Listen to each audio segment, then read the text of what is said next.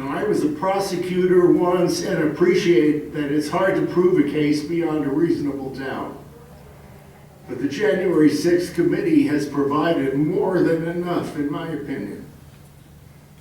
So overly wary lawyers, cautious lawyers, should not be able to persuade the public the risk is not worth taking. People feeling cheated of justice is not the stuff that holds democracy together.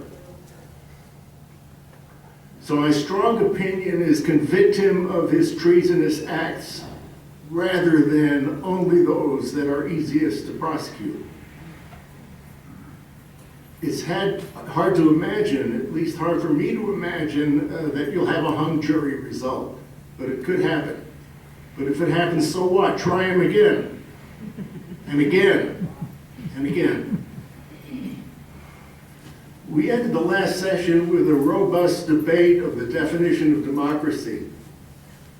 Time was running out. It was the fourth down, and I punted by saying, well, democracy is simply self-government.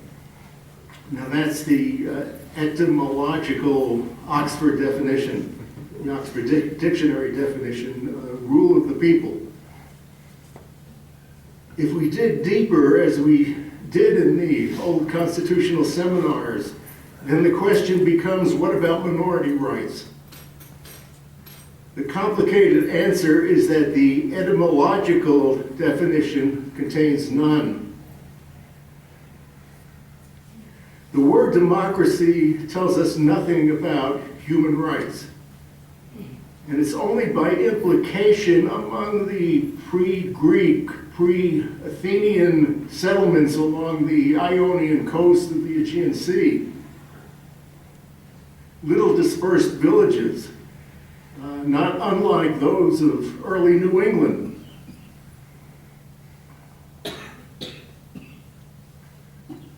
that collective decision-making by small groups of citizens takes place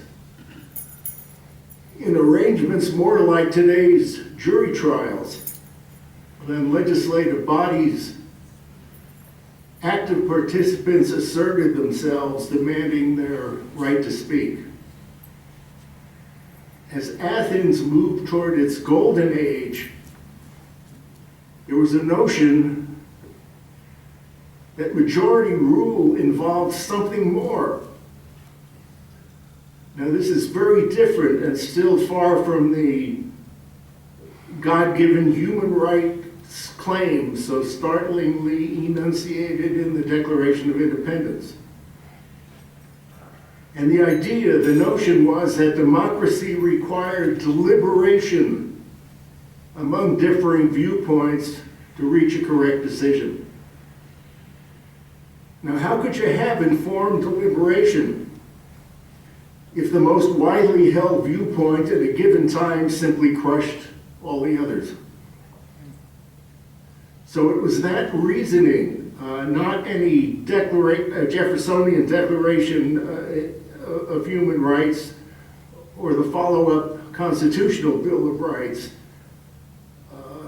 that evolved into what is now the common practice of protecting minority views.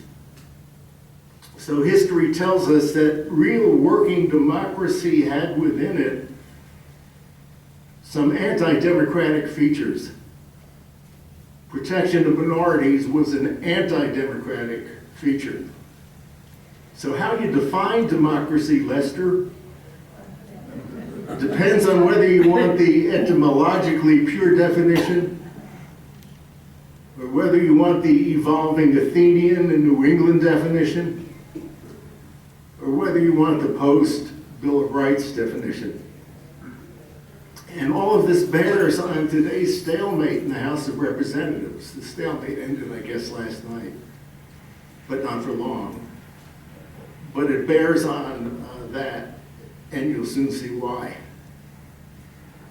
So we have that one anti-democratic element.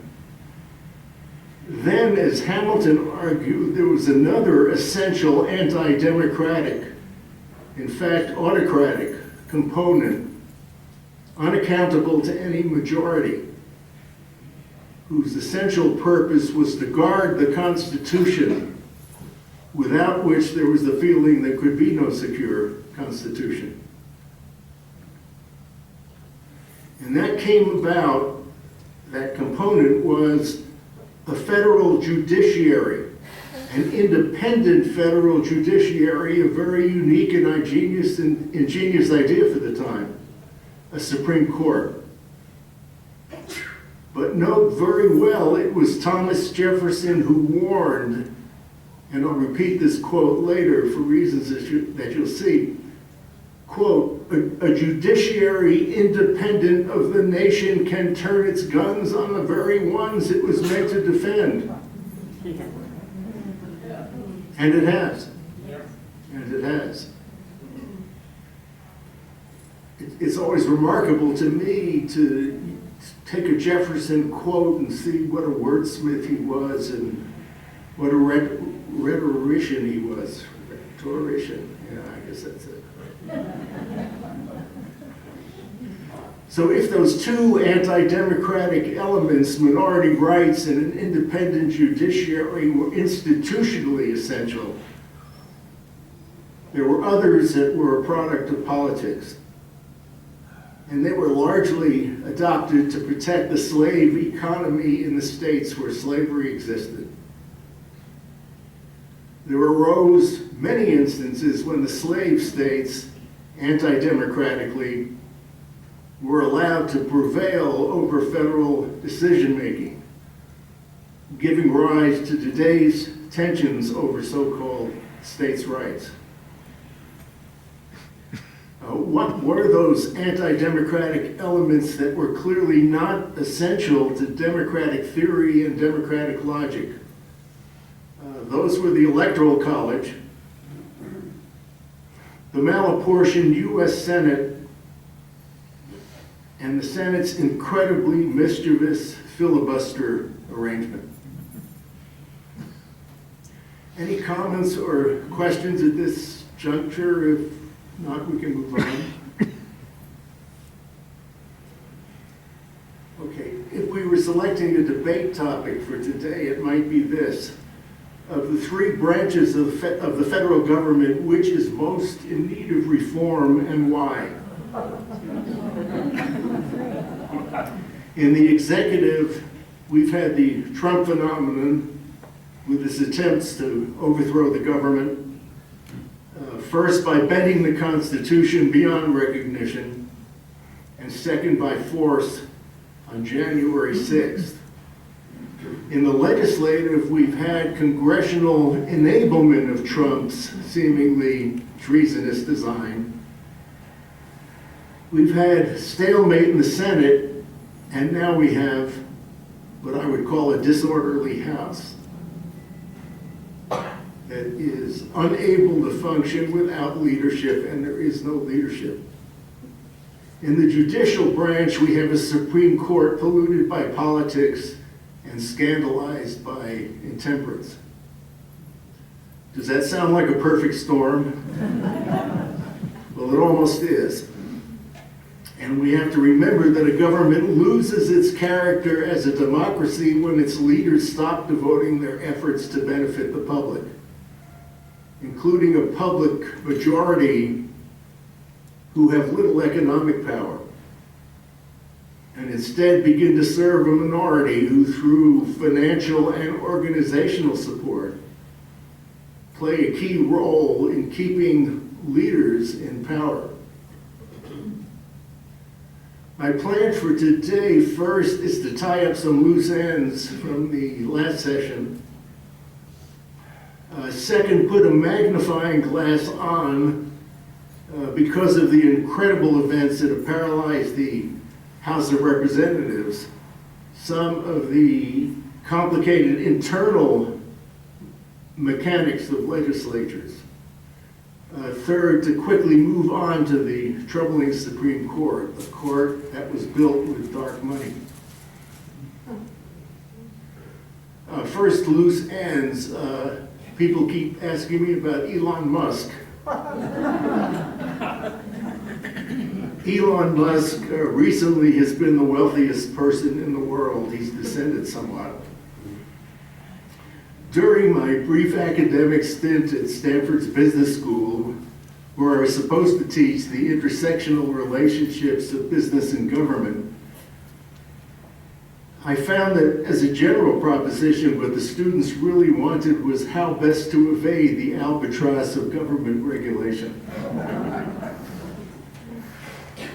The main goal of those students, and I'm slandering some that shouldn't be slandered, the main goal of each was to create their own startup and follow in the footsteps of that Silicon Valley neighbor genius, Elon Musk, who by then had effectively dumped on academia, but enhanced a considerable fortune anyway. Well, that was a difficult environment. It became a difficult environment in which to teach. But now, after his Twitter debacle, it's evident that Musk is no genius. I would not advise a ride on his space rocket. And right now, his Tesla moneymaker is tanking. But his democracy-hating billionaire cohorts, not unlike the oligarchs of Russia, continue to threaten our politics. A second unrelating loose end had to do with the possibility in thinking in terms of a rough formula for improving the viability of what we loosely call democracy. Creating models is a perilous task. Any such model, in my judgment, as already mentioned, structurally must recognize the necessity for certain apolitical, in truth, anti-democratic institutional components like a written Bill of Rights, and even autocratic institutions like the Supreme Court. However, we discussed the difference between, at least in the seminars we did, the difference between civic institutions and civic leaders. Institutions are things that are strong and steady but inflexible. Leaders are potentially corruptible. So politically, the structure enables, but does not and cannot guarantee the selection of leaders who possess that moral fiber referred to in the period of the founders as virtue, specifically civic virtue. George Washington had it. John Adams, James Madison, John Jay, and Alexander Hamilton had it. Not so much in their personal lives, but certainly in their public lives. So if we think simultaneously about virtue and Donald Trump, it can only make you throw up. A third item of that model for successful democracy is productivity. And that means meeting enough personal and security needs sufficient to engender the support of a majority of the people.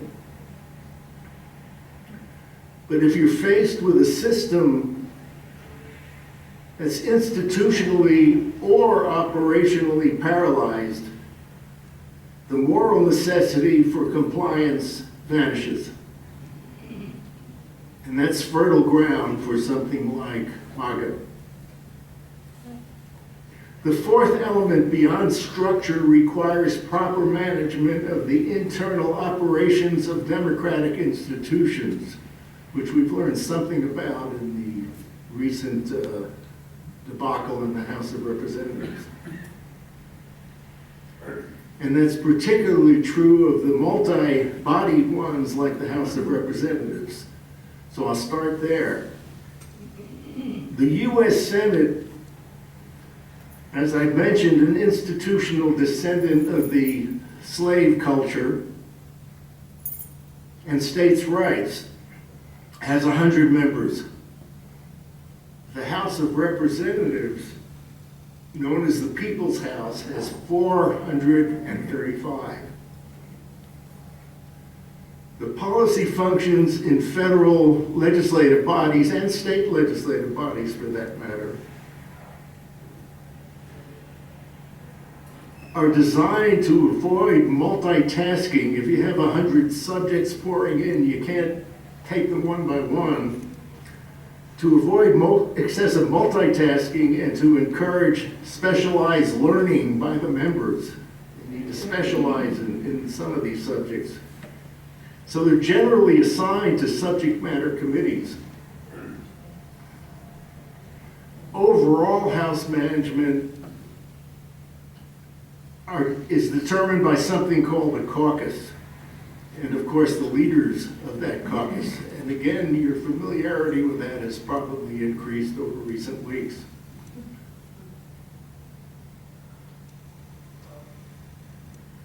In normal times,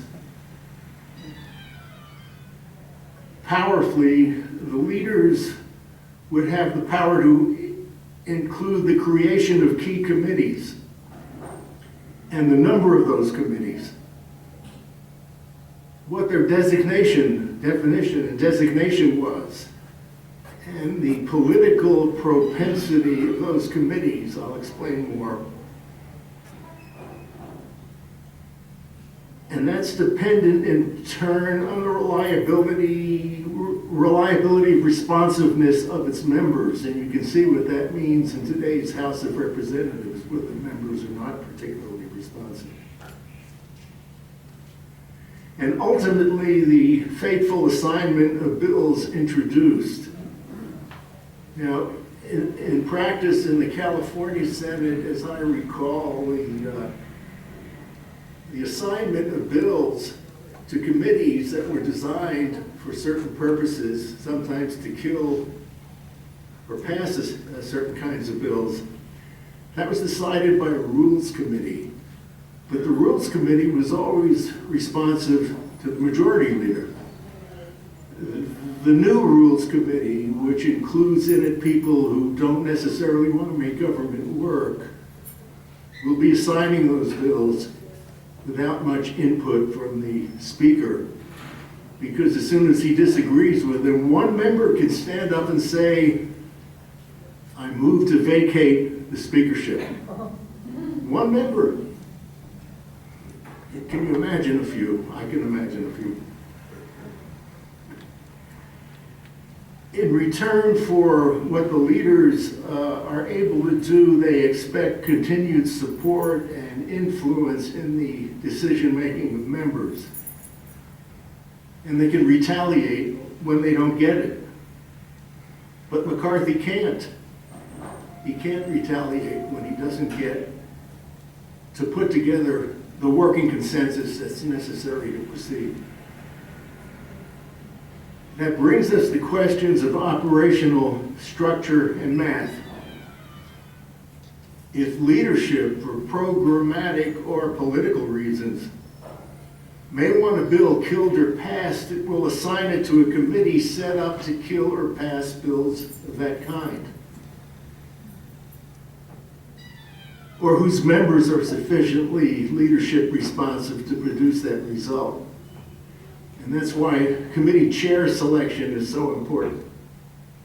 And that chair selection is going to take place, well, you know what's going to happen. Committees are like the narrow channels of the river in the Humphrey Bogart and Katharine Hepburn movie, The African Queen. You never reach the main body of water. In the movie, it was home to the targeted German steamship. You never reach that if you're blocked by enemies or jungle vegetation in just one of the several channels.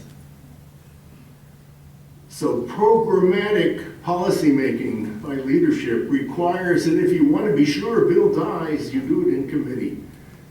You never let it reach the House floor. The passage of legislation requires similar navigational considerations, but passage is lengthier and more demanding. Let's talk some more math. Starting with examples of committee dynamics. As Speaker Pelosi knew, you always count votes in advance. And you always leave some room for double cross. 15 votes ago, McCarthy appears not to have subscribed to that particular advice. Let's imagine a committee of 11 members divided on a controversial issue as follows. 4 members of the 11 solidly in favor. 4 members solidly against. What is that noise? That.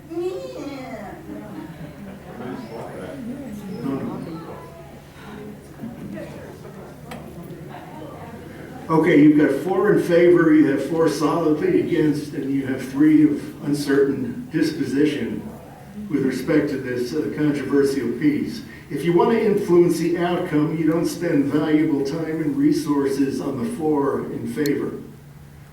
Unless you have to reassure them, you have to pat them on the back or the shoulder supportively. You don't spend much on the 4 you're very unlikely to persuade, the ones that are solidly against. You focus on the 3 with the power to decide.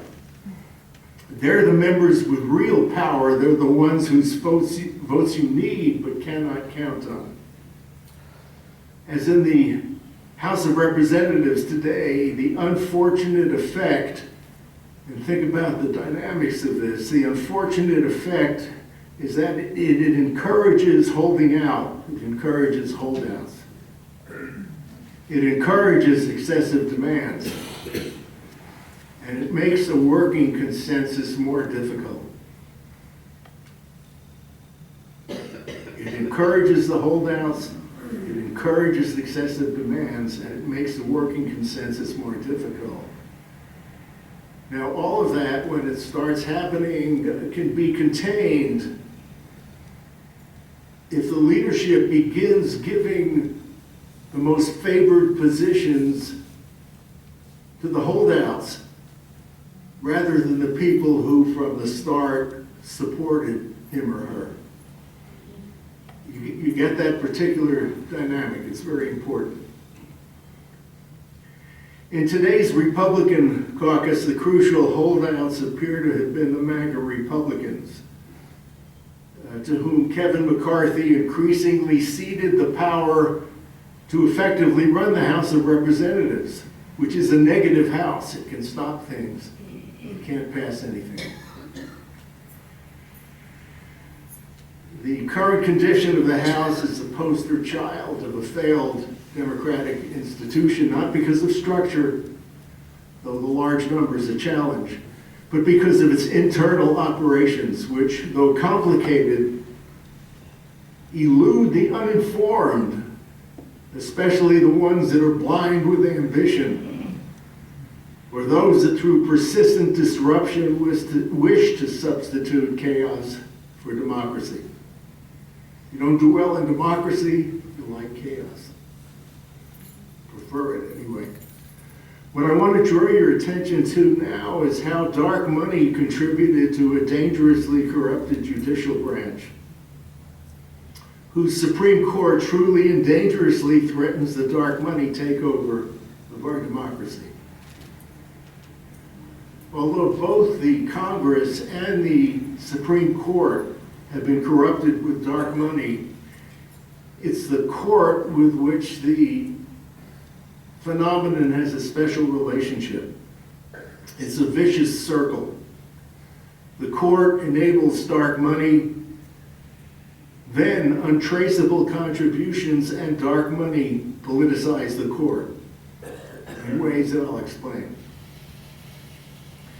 So if you think that our qualified democracy, however you define it, is safe now that Trump has been weakened, that the Senate has been freed from his enablers, and that the House will eventually right itself, I would suggest you think again. And begin thinking again with Jefferson's warning about the Supreme Court. Quote, "A judiciary independent of the nation can turn its guns on the very ones it was meant to defend." Quote. Now, consider that for numerous centuries, the world's people were ruled by kings and tyrants. The American Revolution reset everything. Everything. But the powerful, the wealthy, the aristocratically entitled didn't suddenly vanish from the earth. They persisted in their search for power with the recognition that democracy was their enemy. They didn't fare well in the arenas of democracy. So they sought anti-democratic channels and found some like the U.S. Senate and the Supreme Court. Thanks to the benevolent activity, I put benevolent in quotes, but benevolent activity understandably attributed to the rise of corporations in the industrial age, their wealth increased to undreamed of Musk-like, Koch brothers-like, and Murdoch family-like proportions. Now this is not intended as a Jeremiah against corporations. I suspect many of you come from corporations. Corporations usually perform important purposes on behalf of society by organizing capital to create and perform according to the desires of the consuming public, the profit motive. But it's their activities in the political arenas, powered by enormous finances, that cause congressional capitulation and judicial protection of those corporations that are in question. Why are corporations given personal rights never conceived or provided by the founders? Let me give you an example. Here's something to think about. Justice Alito, in his now infamous decision overturning Roe versus Wade, relying on the conservative concept of originalism, pointed out that because the term abortion was never mentioned in our Constitution, that therefore no such constitutional right to abortion, or in fact privacy, exists. Abortion is never mentioned, so it doesn't exist. So let's ask this. Under currently prevailing, 6-3, currently prevailing originalist doctrine, where in the hell is corporation ever mentioned? Where is it mentioned in the Constitution? So how have corporations today acquired constitutional rights to speech, to religious freedom, and the right to spend unlimited amounts of untraceable money in our political arenas? Where is that conservative principle of originalism? Where's the conservative principle that you have to have a case or controversy before the court can make a decision, before it can intrude haphazardly into policymaking? Why has the court increasingly abandoned the conservative principle of trial by jury in civil cases? Well, I can tell you when the anti-conservatism by the court picked up maximum speed. It's when in 2005 a corporate conservative justice, Chief John Roberts, was appointed to lead a then five-member conservative majority of the Supreme Court. It was known for quite a while, decades, as the Roberts Five, and it's now 6. That very business-dominated court produced virtually no decisions favoring people's rights over corporate rights. Worse, it cemented the growing political alliance between business conservatives and the evangelical right. Now, together, that was not enough to constitute a Democratic majority, but with enough financial power to dominate America's anti-democratic institutions and eventually its politics. It had that power. There's an argument, strong in my opinion, that a 6-member dominated Supreme Court today didn't just happen on the natural. It was captured by a handful of corporate oligarchs who decided democracy was their enemy, pursuant to a cleverly constructed plan. And that plan was devised by Lewis Powell, who was once a crafty lawyer lobbyist for big tobacco, then appointed a Supreme Court justice. If you want the details about that brought to currency, read a book called The Scheme, an informative book by Rhode Island Senator Sheldon Whitehouse. The Scheme. Now think about the Supreme Court once it has issued a constitutional decision. That decision is final. There's no higher review. There's no electoral accountability. There's lifetime tenure. There's no applicable code of ethics. This is truly the Leviathan Unchained. It can overturn precedent. It can ignore evidence. It can reshape the law. So that institution, as a goal, is worthy of capture by the forces that are not favored by democracy. To that end, the Roberts Five unleashed massive amounts of dark money, impeded citizens from voting, allowed corporations to dodge lawsuits and avoid liability, undermined civil rights, and denied people access to juries. Constitutional interpretation aside, when the court questionably interprets a law passed by Congress, any dispute over the result can theoretically be corrected by Congress. Except that Congress is often in a state of gridlock or dysfunction, or itself captured on an issue by the power of the untraceable dark money permitted by the court's Citizens United case. Congress, theoretically a separate branch, has not been a neutral bystander. The Senate, for example, as you know, denied President Obama a Supreme Court appointment on grounds that filling the vacancy close to an election was against principle. Whose principle? The Senate soon reversed that same invented principle by allowing President Trump to appoint Justice Barrett during an election already in progress. It blocked FBI investigation of allegations during the appointment hearing for Justice Kavanaugh. Its members, Senate members, collected millions of dollars of members of the Senate collected millions of dollars of dark money and lobbied the committee during the appointment hearings for Justices Gorsuch, Kavanaugh, and Barrett. The executive branch under Trump did worse.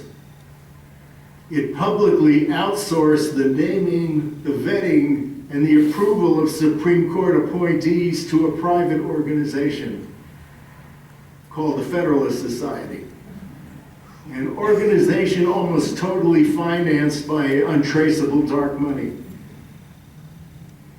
Without our knowing what business its members have before the court. Can you still feel with any confidence that our democracy is out of danger? Think about the consequences.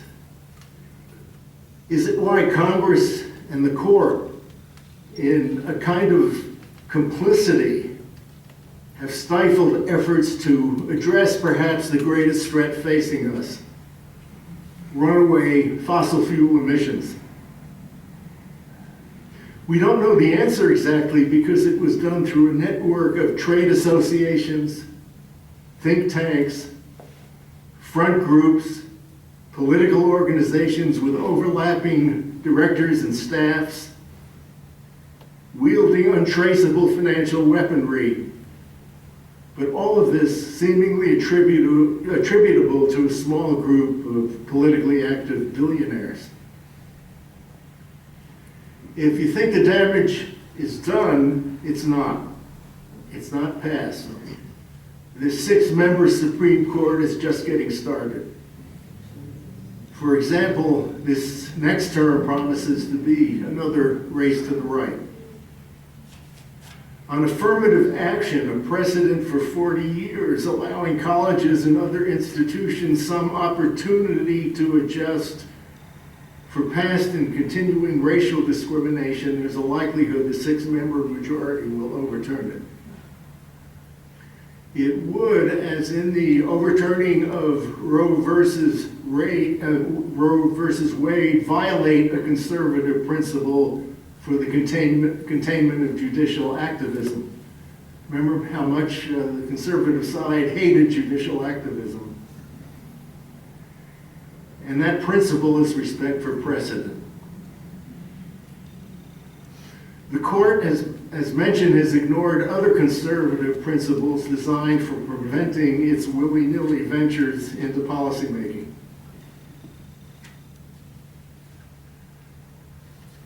The U.S. Supreme Court justices heard an appeal from a web designer who objects to providing services for same-sex marriages. Now, that's a case that permits claims of religious freedom against laws banning discrimination based on sexual orientation. Guess who wins that one? Then, what if a Protestant fireman or ambulance driver refuses services to a Muslim or a Catholic? What then? What then? On voting rights, the Roberts Court has already ruled out any state responsibility for partisan gerrymandering. This time, it may extend it to eliminate state responsibility when a state legislature gerrymanders the House of Representatives on the basis of race.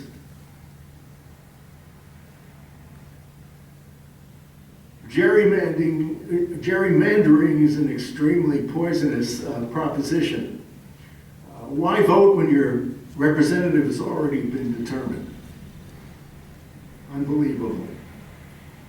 In the area of election laws and potentially well beyond, the court heard arguments in a case that could radically reshape how federal elections are conducted by giving state legislatures independent power, not subject to review under state constitutions by state courts, to set election rules in conflict with those constitutions.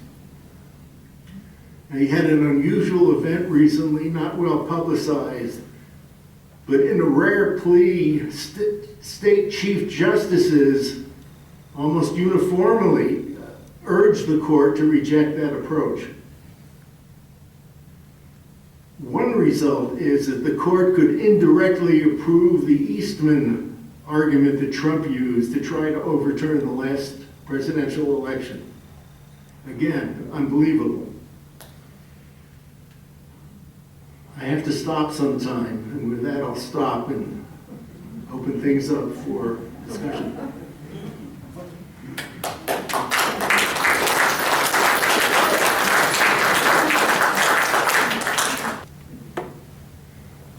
Going back to what happened in the House, was there any way that could possibly be stopped? Because McCarthy was extremely conservative. Had he withdrawn, what would have happened?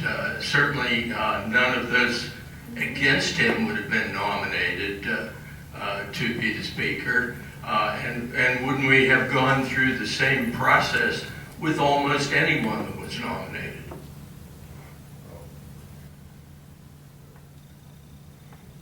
I guess I have to ask the group, what do you think would happen? Actually, because I can't predict the unpredictable.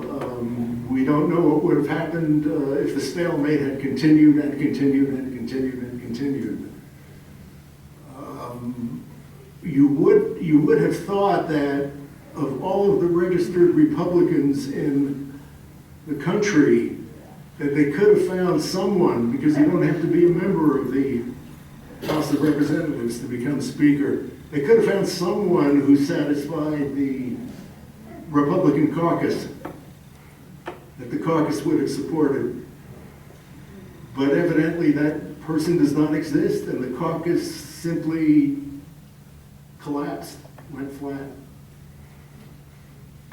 One of the significant threats on the horizon is the debt limit increase. How does corporate interest benefit from that controversy?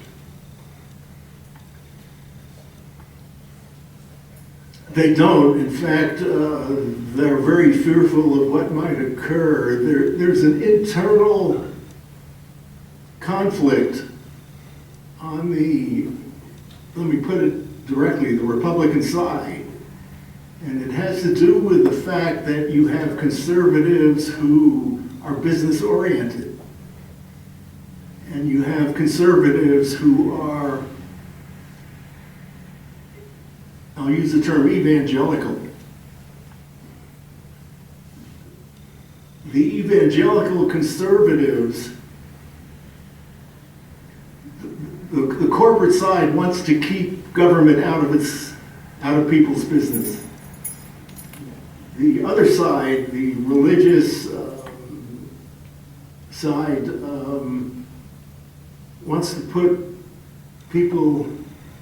government into people's business, wants to tell them what to do. So there's this inherent conflict, and the conservatives that dominate the Republican caucus now, and now the House of Representatives, want to use the risk, the threat, the risk of a government shutdown to get what they want out of the rest of the Congress. They want to use the risk of the not raising the debt limit to get that result. The business community, on the other hand, thinks very differently. What will happen, we don't know. Well, isn't this conflict likely to result in stalemate? Otherwise, two forces with conflicting interests, both that had been allies, no longer being such. The irresistible force and the immovable object. What's the result? It's self-correct. I can't. I wish I could say, but I can't. Charlie's next to me. Why couldn't a Republican or a moderate Republican or a Democrat have nominated John Kasich or Larry Hogan as Speaker of the House and gotten a majority to vote for that, one of those two? It's a good question to which there is no answer. People like Hogan are not favored by the Gateses of the world. So, Okay, go ahead. People seem to forget we go through this every 50 years. Remember Joseph, Senator Joseph McCarthy? I try to forget him. Okay, who's next? Okay, Jerry. Jerry's got his hand up. Here you go. So I think you hit upon an extraordinarily important idea, but one I just don't see how to do anything about, and that is the idea of hit upon an extraordinarily important idea, but one I just don't see how to do anything about, and that is the idea of virtue. The conduct of Representative-elect Santos represents, I mean, just the end at some level. Isn't he in the image of Trump? Yeah, that's what I mean. There is no respect for truth. There is no penalty for lying. I just don't get it. What is wrong with our legal system that we cannot convict a person like Santos? The legal system has its limits. But You're not going to get away with that. It's fourth down. Of course, it has its limits, but we have our limits as to the lack of virtue that we are willing to accept. Well, the only remedy that the system provides is at the voting booth, where you don't accept people who exhibit those kinds of characteristics that are empty-headed and empty So principles. the only recourse is that he be voted out of office and retain that $700,000 a year job that he has somehow mysteriously come by. Unless he's violated a criminal law and can be sanctioned for that. But otherwise, think about the problem of attempting to institutionalize certain kinds of conduct. And what might happen under those circumstances, and what has happened in countries where they've done it. Make them all promise to Boy Scout oath. Well, along the lines of virtue, we saw, at least in my lifetime, corporations demanding more and more. You know, the 40-hour week turned into 80 hours or whatever.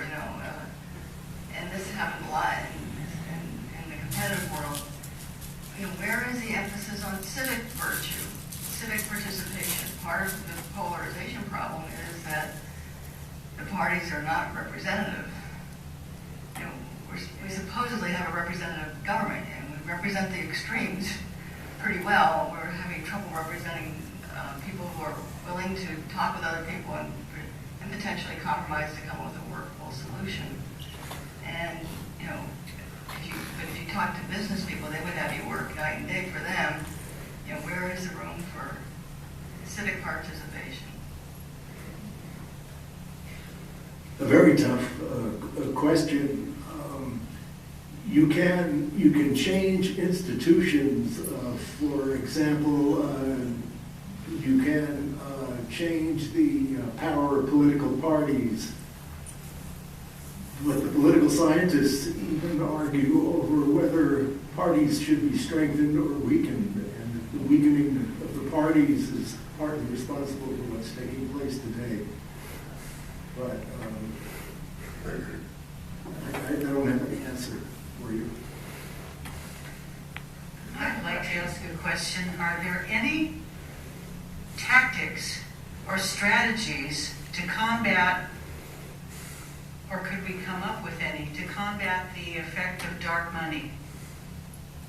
I think of some ways to shed light on it, or do you think we would have to work outside the existing government structure to do something like that? And if so, what could be done? Well, you can't fight the court, the Supreme Court. Yeah. You can't fight the Supreme Court, and they've enabled dark money. And the dark money has had the effect of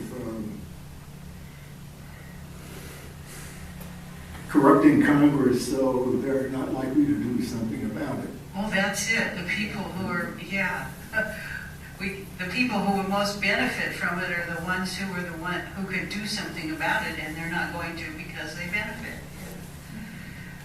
But again, the only recourse is the ballot box. Yeah. And it's very difficult to imagine that there'll be enough of a sense of revolt among the people to throw out all of those who are beneficiaries of dark money. But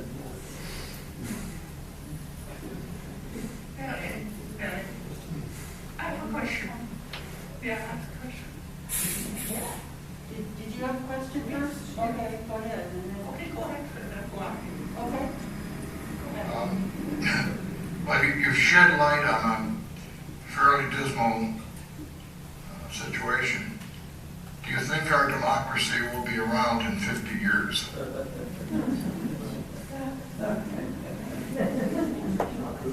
I suspect it won't resemble what the founders envisioned. And it won't resemble what we were taught in our civics classes when we were growing up.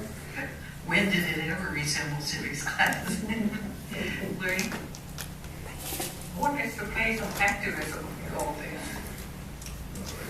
Organizations like Move On, or I support I don't know how many activist groups, and I wonder whether it's just thrown away money or whether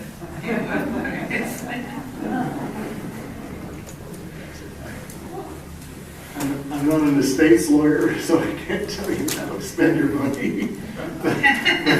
But they have not been as effective as we would hope, and maybe they'll educate enough of the people who rebel against what's taking place today.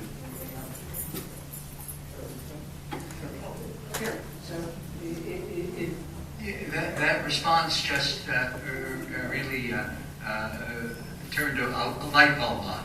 So who should have uncovered Santos while he was running for office? I can't imagine that the people who are working for his opponent, the campaign people, failed to do. What is the matter with those Democrats who were running against him? I wish I can't answer that. I'm out of the picture. Asleep at the switch.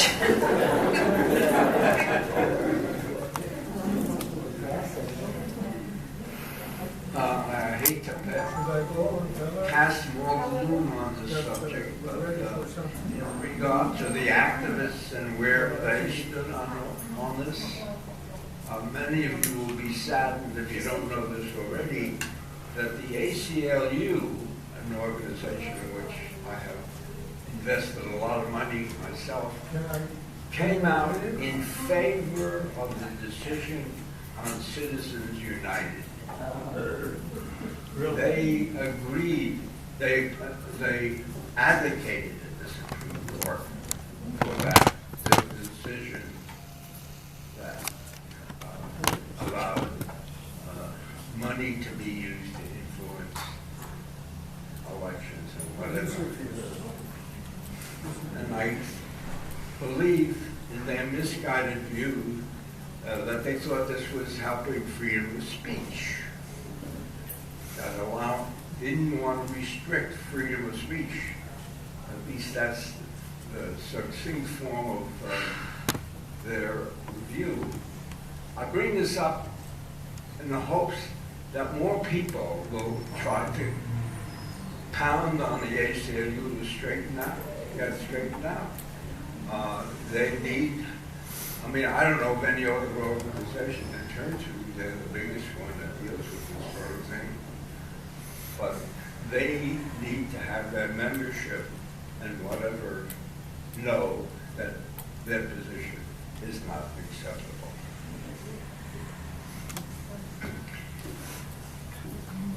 Okay, I'm coming. Let Joe have a say and then Charlie, okay? Because Joe hasn't had a chance to speak yet. Hi, I'm Joe. I, Take the microphone away from what, him. my advice to Lester is to write more letters to the editor. But he's already very accomplished at that. But it seems to me that the press is about the only answer, and where it's been crushed, that it's a terrible thing. But it hasn't been crushed here yet. Just a lot of newspapers going out of business, which I am an example of an employee that lost 4 of my 5 employers. But in any event, it seems like, just to name one, the New York Times, and to name 2, the Washington Post, have brought things to light that the ACLU has not touched and crushed. That it's a terrible thing, but it hasn't been crushed here yet.